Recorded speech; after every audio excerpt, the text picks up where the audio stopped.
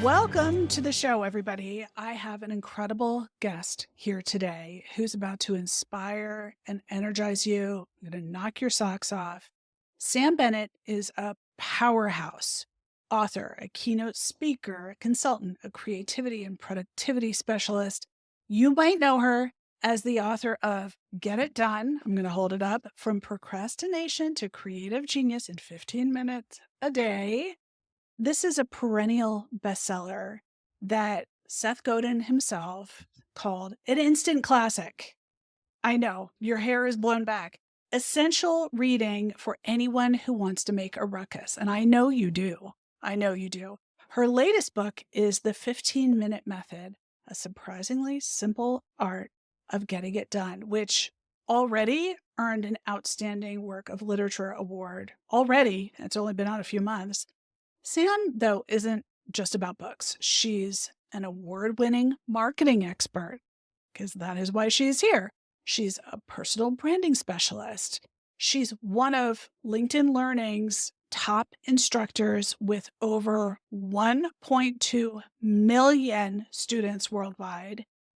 Listen, if you've ever felt overwhelmed or stuck or ready to get things moving with your big ideas, this is the episode for you.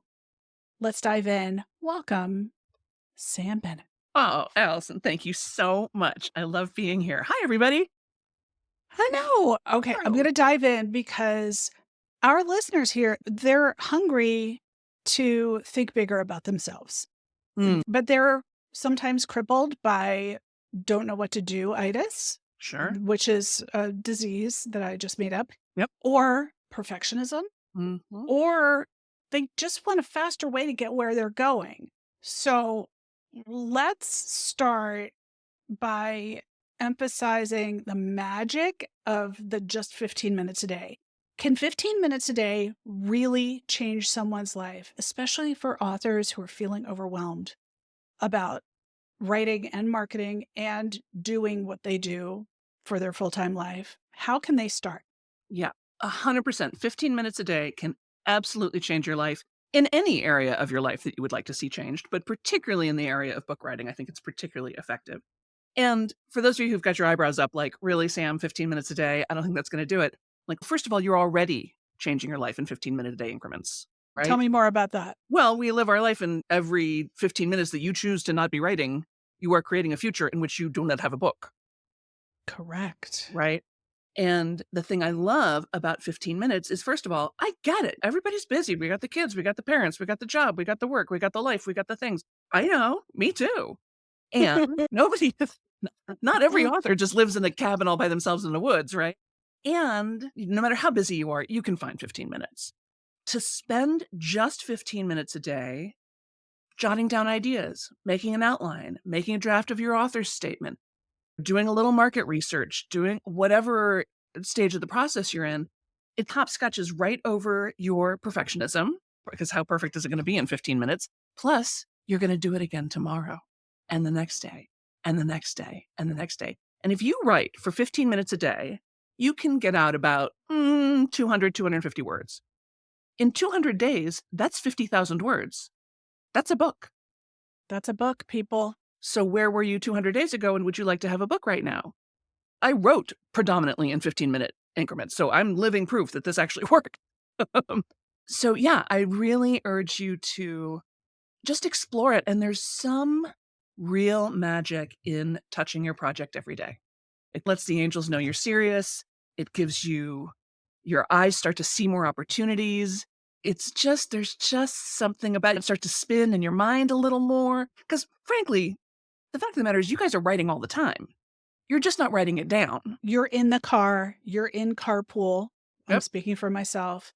You're waiting for your daughter to come out of basketball practice for the 7th time this week. Also speaking for myself. And your wheels are still turning. You can't turn these off. Right. They don't turn off. And this, just to put a little check mark under this, you really want to have some kind of idea capture system that doesn't just capture ideas, but makes them possible to retrieve them. I know people are always like, oh, I keep a journal. I'm like, journaling is fantastic, but journaling is beneficial for the process of journaling. It is not a results-based thing. And I don't know about you, but I write stuff in a journal and then I can never find it again. So Right.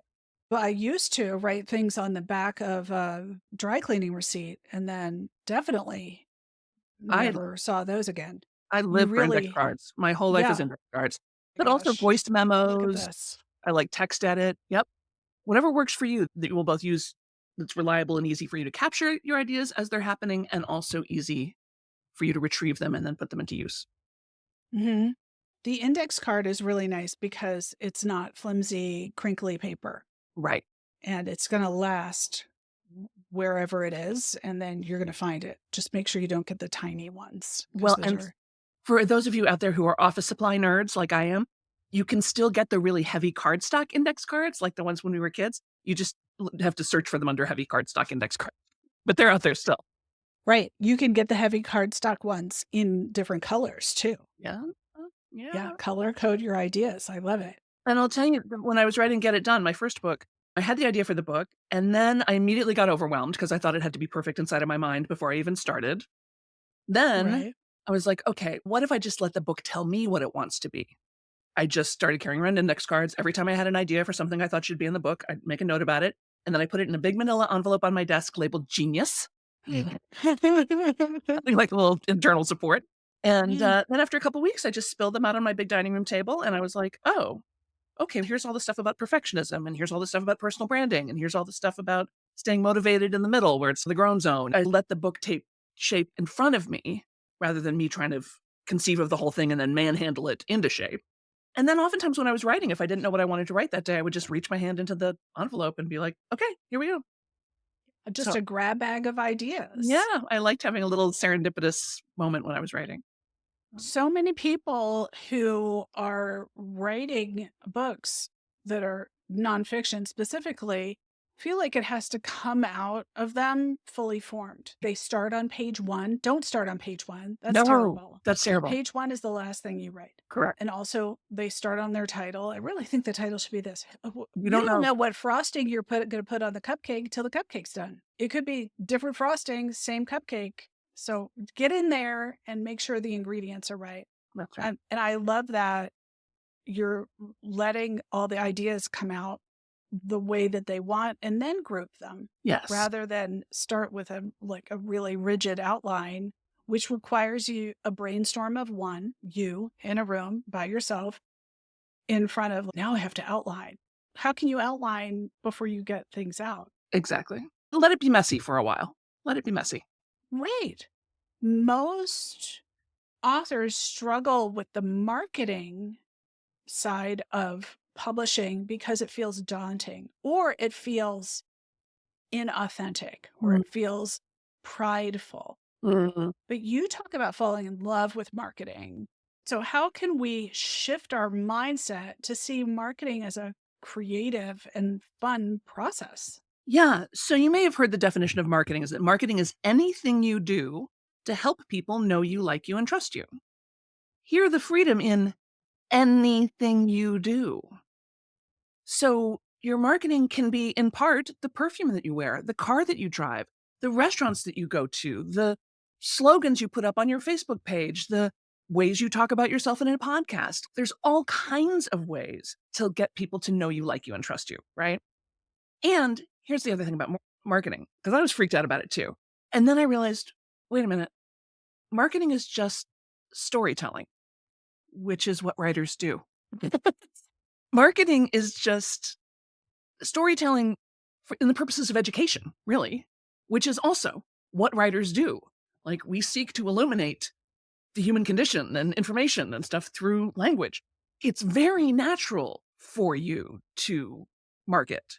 It's just a terrible word. Marketing is a stupid word. It doesn't really mean anything. It doesn't have anything to do with like networking. It just makes everybody tired immediately. No, just find people you vibe with and stay in touch with them. That's networking. Like, Right. don't worry about it. Don't stay in touch with the people you don't vibe with. You don't like them. They don't call up your best self. Find the people you like and stay in touch with them. That's all. In whatever way you like. Again, it doesn't have to be a big deal. Can you share again, just to emphasize Yeah. that mic drop moment? What is marketing? Let's make a difference between marketing and sales, right? Yes. Because marketing and sales are sisters. They hold hands, but they are not the same thing. So marketing, anything you do to help people, other people, know you, like you, and trust you. Sales is a sacred exchange of energy, right? Sales is you come to me with money, I come to you with goods and services. And just because I know sometimes people feel, oh, I don't want to be salesy. Like, actually, when it comes to a sacred exchange of energy, you do. And we think about what are other sacred exchanges of energy. A handshake is a sacred exchange of energy. I'm committing to this, you're committing to that, we shake on it. Mm. That trumps almost any contract anywhere throughout all of history and civilization, right? Hugs can be a sacred exchange of energy. And if you're hugging someone who doesn't want to be hugged, that's weird. That's uncomfortable. That's be like, oh, I feel salesy because you're trying to sell something to somebody who's not ready to buy. It's going to feel imbalanced, right? And I sometimes think of it this way. If I were at some event and somebody said, oh, what do you do?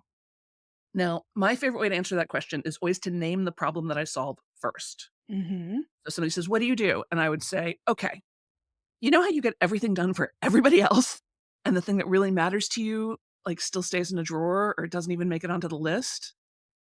And at that point, they're nodding and their eyebrows are up and they go, yeah, I definitely know that. I say, that's what I do. I help people with that. If I were in another line of work and somebody said, what do you do? I'd say, okay, you know how it is every time you go out to sushi, you end up with soy sauce on your blouse? That's what I do. I get stains out of fine fabrics. I'm a dry cleaner, right? Just name the problem you solve. That gives people a file folder to put you in. Also, I can picture all the blouses that I've ruined with soy sauce. I'm telling you what, it's like, I don't know why you're always wearing white every time. I am I too. know, giving it up. That's a marketing conversation. I'm helping people know and trust me. If that person then said, oh my gosh, I have to work with you. Do you take American Express?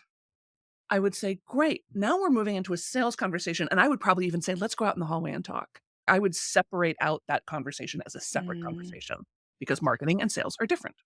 The worst is when someone comes to you wanting goods and services and you're too shy to say, and I sell it, and then they have to ask, like, can I hire you? Don't make them ask.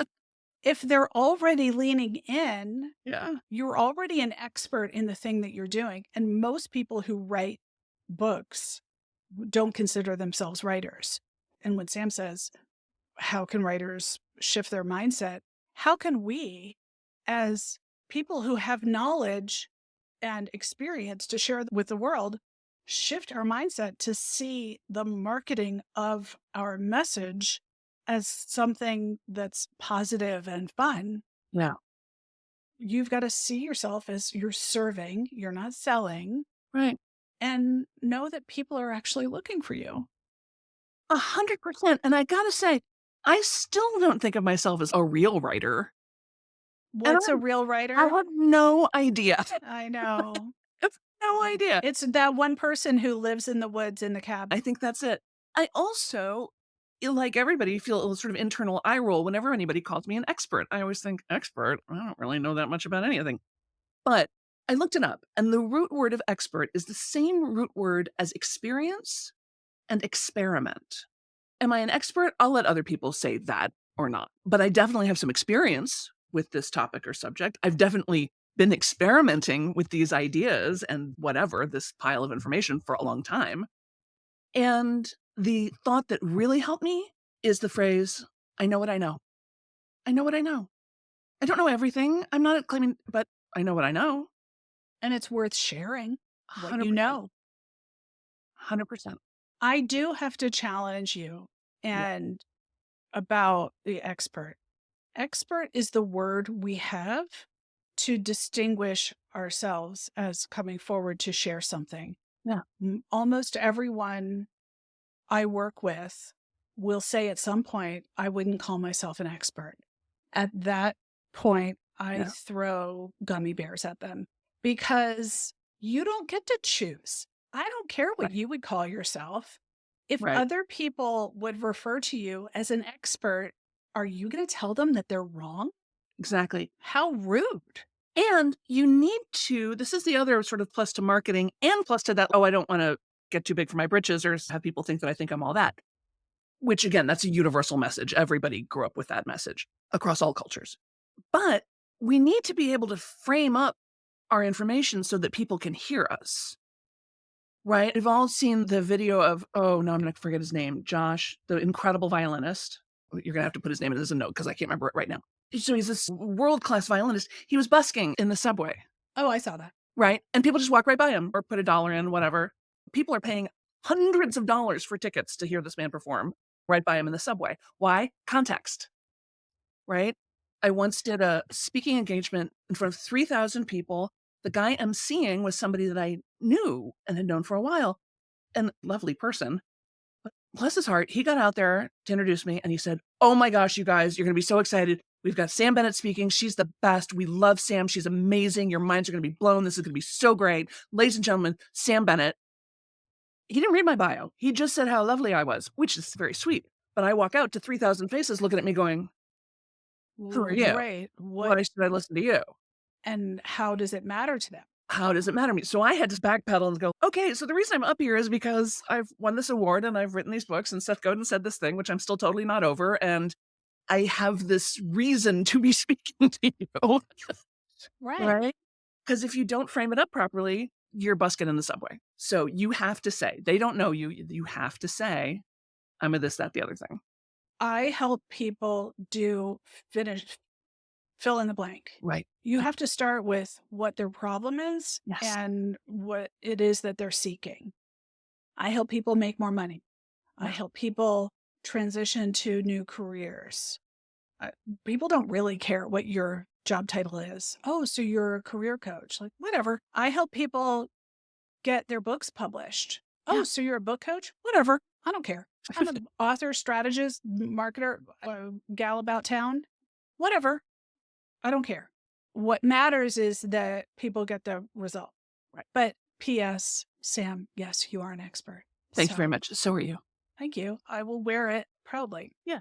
Now, part of being an expert who now perhaps a speaker or is an author, and a lot of academics face this too. They're teaching at university. They don't have a website, or also lots of medical practitioners. Mm. They don't have a website. They're in the ER Mm-hmm. all for 12-hour shifts, and sometimes they work a double. That sounds fun. Mm. At 53, no thank you.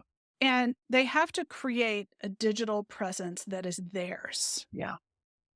And you and I know how hard that is because it's daunting and they don't have a vision for their digital presence. So we work to help them establish one.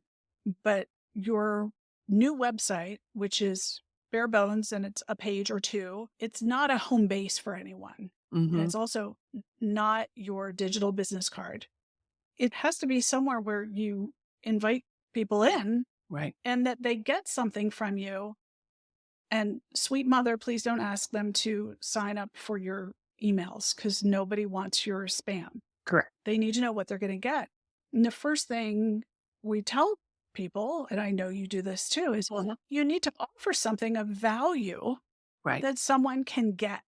Yeah. And that the terms for that it could be a freebie or a lead magnet. Those are marketing jargony terms. An opt-in, An opt-in. nurture But then sequence. truly, that can take a lot of forms. It could be a checklist or a downloadable video series. But when you are giving advice to people who are establishing themselves as authors, or maybe for the first time establishing themselves as separate from their employer, Mm-hmm. how do you guide them to make the development of that freebie Yeah. easy and fun and irresistible so that they Sure. can actually connect with the people they serve? Yes, that's such a good question. And there's so many ways to come into this. Let me start by saying it can be easy and fun, and it should be easy and fun. And it's on the internet. If you do it and you don't like it, you can change it later. Like, it's fine. On the internet, no one can hear you scream. You're not committing to this for the rest of your natural life. And we think, oh, a lead magnet. Lead is somebody who might potentially buy, and a magnet is something that draws them in. So we're not going around and pushing our stuff in people's faces. We're just, think of it this way. What's the best way to catch a cat? You cannot chase a cat because a cat will run away, and they are faster and more agile than you are. But if you put out a can of cat food, there's a good chance that cat will come to you, right? So this is what we're looking to do. We're looking to have all the kitty cats come to us. And what are they looking for? They're looking for cat food. So you have this curse of knowledge. You are an expert. You know all this stuff about recovering from toxic families, or how to have a macrobiotic dinner that your kids will eat, or how to write a better book or market a better, whatever it is, whatever your area of expertise is. So you know everything about this. The people that are looking for you, however, don't, right? Nobody's waking up in the morning going, gosh, I wish I knew more about my endocrine system, or gee, I really feel like it's my thyroid. They're waking up in the morning going, my favorite pants don't fit. I burst into tears in the frozen food aisle yesterday. What is wrong with me? So I would call my lead magnet bursting into tears in the frozen food aisle. Pants don't fit. Get these 3 recipes for healthy snacks that'll raise up your energy, or whatever it is. You got to meet them where they are. What Hmm. question they have first thing, right? So whatever it is, as you're doing that thing of talking to people about what you do, whatever that question you often get where people go, how do I know if I need new carpeting? What is the deal with XYZ? 10 ways to know if you need new carpeting, right? Make it simple, make it easy, make it direct, make it immediate, and get an immediate payoff. So I don't want like 12 hours of videos. I want to get an answer in the next couple of minutes, right? Knew a woman who had a business where she was a relationship coach, marriage coach. And she had this beautiful website and this whole big opt-in thing, and people would opt in for her freebie, and then they got like 3 weeks of emails and stuff. When she started to take a look at the numbers on the back end of her website, she realized, first of all, that traffic was spiking at about 3 in the morning, 4 in the morning, and that the people who opted in often bought within 10 minutes of opting in. Why? Because who's her clients? They're women who are up at 4 in the morning going, am I going to divorce this bastard or not? Is this over or what? Hmm. They need help right then. It's the middle of the night. They are heartbroken. They're online. They find her. They're like, great, give me your thing. They didn't need a 3-week nurture sequence. They needed something to answer their question right then. Who are your people? What actions are they taking? And what do they want? And what age? If it's for writers, an email opt-in is fantastic because emails are about writing and storytelling. And you know who likes reading? Readers. An email sequence is a great way to build an author's audience. But if you're working with children or you're working with teenagers, they're not going to look at email. They don't care from email. You got to get them on their mobiles, right? That's all they're going to listen to. So you've got to think about who is this for and what language are they talking about their problem in? And start with, what do they lack? And Or what do they what like? they're, Do they yeah, like watching videos? Do they like playing games? Do they like answering quizzes? Do they wanna know what kind of Disney princess they are? Like, what's the thing? Do they want an right. inspirational quote every day? Do they want who knows? To make a decision, Mhm. do I do this or that? Right, download my free decision-making matrix. Get an answer in 2 minutes. Take this quiz. Mhm. Yeah. So in Get It Done, you share some powerful tips about beating procrastination, which today, especially for people who should be writing a book, but they don't have a book yet, often looks like procrastinating. Take this class, download this, go to this retreat. And what I observe is that they see maybe their next step, but they don't see the full roadmap. So they don't realize that they're stopping when they should be going. Mm. What is one of your favorite strategies to get people who can't seem to start or finish to their next big project? I think there's a couple of things at play here. Sometimes people procrastinate because they have an idea, but they don't really wanna do it. If you quiz them closely, they're actually not that interested. I don't really wanna do all the work of writing a book. Awesome. How about a podcast? How about a series of articles? How about standing on the street corner delivering flyers? There's all kinds of ways to get information out. It doesn't have to be a book, right? Sometimes we say we're procrastinating or we're overwhelmed when actually we're underwhelmed. This idea Hmm. actually isn't big enough or juicy enough for you. You've bored yourself before you even started, and then you give yourself a hard time for not starting. So go ahead and amp it up. Can you 10x the project? What happens if you 10x it? Or Ooh, 1x it? What happens if, like I said, can you drop it down to a flyer on a street corner? Can you blow it up to be a network show? I do love the 10x is easier than 2x. That book is blowing my mind. Blowing my mind, Dan Sullivan and Dr. Benjamin Hardy. This book is a must read. It will change your next 12 months. It'll change your next 12 days. It's added $100,000 to my business in the last 2 weeks. Let me put it that way. What? Yeah.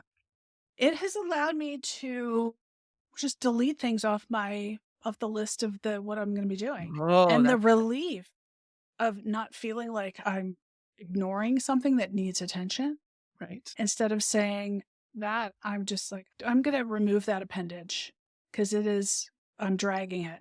It Yeah, doesn't what are work all the little anymore. fiddly things that you're doing that aren't really Yeah. moving the needle on anything? Knock it off. And Yeah, especially the things that keep you busy but not productive. right. I also wanna give a little bit of a pass to some people because, and I know this from being working with people on their creativity for 700 years. On the one hand, you absolutely need to have a plan and a goal and a deadline and a dream, and you need to chase it like a wild dog and never let it go and never say die and don't give up until it has happened. And projects have their own timeline. Life happens. We need to be sometimes in a state of surrender of, okay, it was my plan to have this book proposal written and ready to go by the end of February. But, these life things have happened, or it's just not coming to me, or something else has come up, or another opportunity. It's like, stay conscious, stay awake to the fact that you're making decisions about it, and forgive yourself a little bit. Like this endless self punishment of, I can't believe I haven't done this yet. It's okay. You're getting there. And notice your creativity has not abandoned you. Not once, not ever. Your ideas have not abandoned you. Not once, not ever. You keep pushing, gotta push to get this book done. You're forgetting that your book is also pulling you. Right? It's not all up to you. You can be in a dynamic relationship with your creative projects and even ask that project, who do you need me to be? What is this book calling forward in me? Who am I being asked to become in order to be the author of this book? That makes me think about balancing creativity with the marketing. Mm, You're listening to your creativity, but also we've got to make time to the marketing machine is a machine. It is moving. It has momentum. And many people who want to write a book and seasoned authors feel like marketing takes time away from writing. So my question is, how can they integrate marketing into their daily routine without sacrificing their creativity or their work product? yeah. So, two things about this. One is, like I said, you really need to fall in love with marketing in the same way that you need to fall in love with sales because it is essential. It is ongoing. It is a permanent condition. It is not something you're ever going to be done with. It's not something you're ever going to get right. You're going to be constantly iterating and changing and keeping up with the market and tastes and your own taste. It's like saying, oh, I don't like clothing. If you're going to be in the world, It gets chilly in Boston. That's all I'm saying. constantly, you're probably going to want some clothing. And you get to pick what kind of clothing. You have all kinds of choices, but really the clothing part is not really optional. The marketing and sales part is not really optional. And I hear it from authors all the time of, well, I want to be traditionally published because I don't want to have to do the marketing and sales. And I'm like, kitten, you got to do the marketing and sales no matter who publishes you. Authors sell books one at a time. Every author does. I don't care how big they are. And it's you. Even if you're traditionally published, the publishing company is only going to be paying attention to you for 3 months because then they've got the next crop of books coming in. So it's all on you. So I spent most of my life working as an actor, right? I spent most of my life seriously in the creative arts, doing theater and radio and TV. And I loved it because I always felt like I could bring my whole self to it.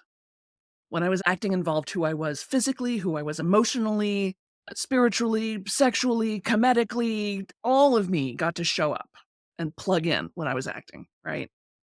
And the reason I never went and did anything else is because I could never find anything else. I had day gigs and jobs and stuff, but I always felt like I was leaving 60% of myself in the car. They didn't need all of me. When I Mhm. started doing the entrepreneurial part of this work, I fell immediately in love with it because it was the only other thing I'd ever found that I could bring all of myself to. Mhm. So marketing doesn't feel restrictive to me. It feels expansive to me. It's like, how do I make this fun? How do I make it art? Y'all should hop on my email list. Go to therealsambennett.com, opt in for the freebie thing. I think it's the Procrastination Domination Get Started Kit. Right. That Get Started kit is gold. If Right. you haven't Yeah. been to therealsambennett.com, go now. That domination kit, it's at /CMW, and we'll put that link in the show notes because the link is a little bit long, just so you can click on it. Easy Yeah. sneezy. But go there. Sorry, Sam. I just want to make sure that people realize like any book we discuss goes in the show notes. Correct.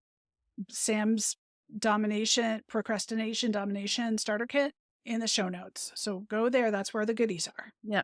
And obviously you can opt out anytime. You don't have to buy anything, but you might enjoy seeing how I use email because I send poems, I send recipes, I send cute inspirational quotes, stories, funny things, whatever. And what I hear all the time is, gosh, Sam, I know your emails are going out to tens of thousands of people, and I still feel like you're writing especially to me.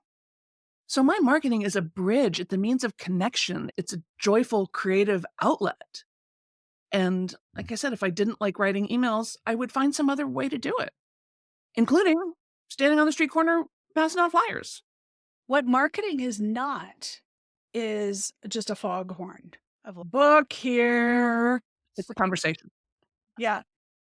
No one likes that sound in their face. And that's not what marketing is. Yeah. And it's not enjoyable even for you as Yes. the author, as the voice. Exactly. Now, if someone listening today only had 15 minutes to dedicate to their career or their next step as an author, whether it's marketing or brainstorming or writing, what's the one thing you'd suggest that they do today with their one index card? I'm going to write mine down. I'm trying to think of something that would apply to everybody no matter where they are in the process, because a lot of it's going to depend on where you are in the process. But if I were going to do one thing a day, I would reach out to someone. I would think of someone that I know at least a little bit and like, right? Again, we're not going to follow up with people we don't like. And I would send them an email or a DM or ping them on Facebook or whatever and say, hey, Allison, your name just popped into my head. And I was thinking about how great you are. I'd love to catch up. And I have this book project I'd love to get some thoughts of yours on, right? Nobody's going to say no to that. Everybody loves to know they've been thought of. Again, you're only reaching out to people you like. If they're too busy, they'll say, oh gosh, great to hear from you. Super busy. Talk later. Fine, moving on. But mostly people go, great, I'd love to. How's tomorrow? Great. And we hop on a call. How are you? How's your life? Great. And then you say, so I've got this book project. And you run it past them and you watch their face and see if their eyebrows go up, if they sound interested, if they do that thing of, oh, wow, that sounds great. Good luck. You're like, okay, good. Not an ally. Good to know. Moving on. Other people will be like, oh my gosh, that's incredible. Did you know that my sister's a literary agent who specializes in medical mysteries? Did you know this, that? Did you know? Like, all opportunities come to us through other people. Money, everything, everything. I mean, it's the whole reason I'm sitting here with Allison is we sort of met casually and stayed in touch, and then we stayed in more touch, and then we had lunch, and now we're here, and, you know, probably be Great. I reached out through LinkedIn. You reached out through LinkedIn like 6 months later. We're like, hey, I have a question. Here's an answer. And then we were in each other's orbits. And then your book was coming out. And I said, who is facilitating? Who's moderating your book launch? Do I need that? I'm going to be doing it. Yes. Now we're friends. Now we're friends. And it's amazing when you reach out to people. Like, I think a lot of us spend a lot of time, especially as authors, feeling alone and unsupported and, oh shit, I got to paddle this whole canoe by myself. And that's not true. There's all kinds of people who are really eager and able to help you, whether it's just giving you a little idea. That's how one of my book titles came to me. As a friend of mine was just like, why don't you just call Get It Done? I'm like, genius. That's an amazing idea. I don't know why I didn't think of it, because I've been teaching a class called Get It Done for about 20 years, right? Sometimes it's a little thought. Sometimes it's a connection. Sometimes it's just a go kiddo. But if I only had one time to do one thing a day, that would be it. Because if you were talking to 7 people a week about your project, you will move forward on it. Things will happen. I'll add this and assume a yes. Assume that people want to have connection as well. Yeah. No one is going to come to your house and beg you to come out. You have to have confidence to reach out to someone. Yeah. And I'll say another little word game thing. So confidence is one of those things that, first of all, I hear from people a lot of, well, I just don't have the confidence. And I want to say, of course you don't. You haven't done it yet. Confidence is the thing you get afterwards. It would be great if we had confidence ahead of time, but we don't. You know, like, can I climb this brick wall? I don't know. I don't have the confidence. Climb the wall, and then you will have confidence. So that's part of it. The other part of it is, again, the root word of confidence is fidelis, is faith, right? And faith is not something we have to generate or find. Faith is something we receive. God already has faith in you. Allison and I already have faith in you. Your friends already have faith in you. Your book project already has faith in you. That's why it's hanging around. We know you can do it. So borrow faith from us. Receive the faith that we already have in you and take the next step. And I don't want to downplay how challenging this can be. A lot of us, not exactly members of the Happy Childhood Club, not exactly members of the popular kids club in high school, right?